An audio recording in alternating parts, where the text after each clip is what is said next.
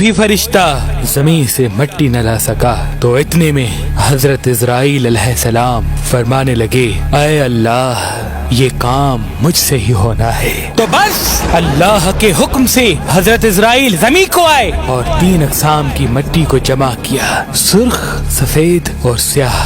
फिर इस मिट्टी को मक्का और ताइफ के दरमियान रखा गया और मुसलसल बारान रहमत बरसती रही। फिर अल्लाह ने इस मिट्टी को अर्श पे बुलाया और हजरत आदम अलैहिस्सलाम का पुतला तैयार कर दिया और 40 साल तक वो जन्नत में रखा गया।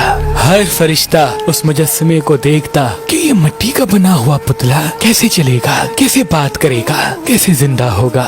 40 साल तक अल्लाह ने इस निशानी को कायम रखा और फिर एक दिन जन्नत के तमाम फरिश्तों को हुक्म दिया कि आज मैं अपनी इसमें रूह डालूंगा और जब ऐसा हो तो तमाम फरिश्ते इस आदम को सजदा कर देना।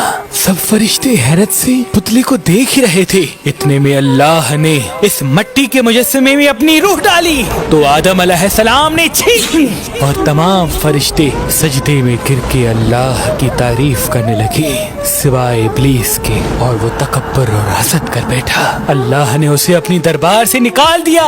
फिर अल्लाह ने हजरत आदम से बीबी हवा को पैदा किया और इनकी जन्नत में की गई गलती के सबब इनको जमीन पे भेज दिया और ये हुक्म नाफिज किया कि अब जन्नत में वो ही आएगा जो ये साबित करे कि वो हमारा फरमाबरदार है। और यूं इंसानों के लिए दुनिया में इम्तिहानात को रखा गया ताकि हर इंसान इम्तिहान देकर अल्लाह को राजी करके जन्नत तक पहुंच सके। तारीख ने लिखा जब आदम और बीबी हवा जमीन को आए तो 200 साल तक एक दूसरे से जुदा रहे और अल्लाह से माफी मांगते रहे।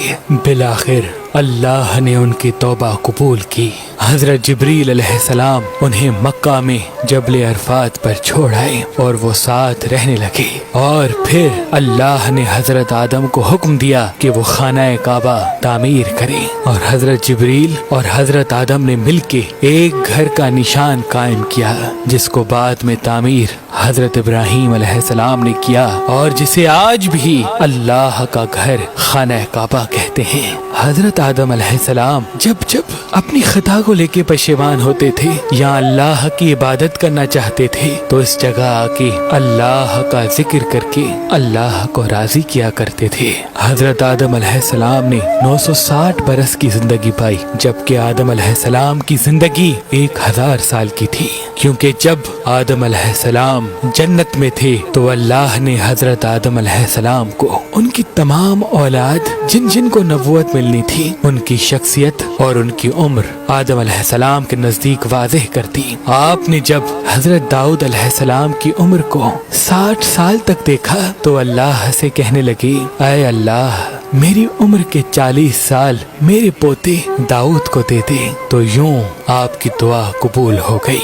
अल्लाह ने आदम अलैहिस्सलाम को 2 फर्जंद अता किए, हाबिल और काबिल। लेकिन शैतान के विस्वसे, हसद और नफरत ने जब काबिल के हाथों से हाबिल को कत्ल करवा दिया तो हजरत आदम अलैहिस्सलाम अंदर से टूट गए और बार बार अल्लाह की दरबार में दुआ मांगने लगे। तो एक दिन अल्लाह ने जिब्रील अमीन को आदम अलैहिस्सलाम के पास भेजा और फरमाया, ऐ आदम अल्लाह तुम्हें ऐसा बेटा देने वाला है जिसके नसब से अंबिया और औलिया जमीन तक पहुँचेंगे। उसका नाम शीस रखना।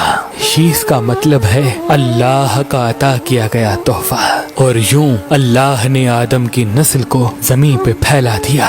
जब आदम अलैहिस्सलाम का आखिरी वक्त आया आपने अपने बेटों से कहा कि मेरा जन्नत के फल खाने का जी कर रहा है। आपके बेटे जमीन पे जन्नत के फल ढूंढते रहे कि अचानक से उनको फरिश्ते मिले और कहने लगे, ऐ बनी आदम कहाँ जा रहे हो? उन्होंने कहा, हम अपने बाबा आदम के लिए जन्नत के फल ढूंढ रहे हैं। उन फरिश्तों ने कहा, जाओ तुम्हारे बाबा चंद दिनों के मेहमान हैं। आपके तमाम फर्जंद दौड़ते दौड़ते आप तक आ पहुँचे। तो आदम अलैहिस्सलाम बिस्तर बीमारी पर अल्लाह का जिक्र कर रहे हैं। बस इतने में मौत का फरिश्ता आ पहुँचा। जिसे भी हवा ने मौत के फरिश्ते को देखा हजरत आदम से लिपट गई कि मैं अपने शोहर को अपने से जुदा नहीं करूँगी। अल्लाह के नबी आदम अलैहिस्सलाम ने फरमाया, ऐ हवा मुझसे दूर हट जा।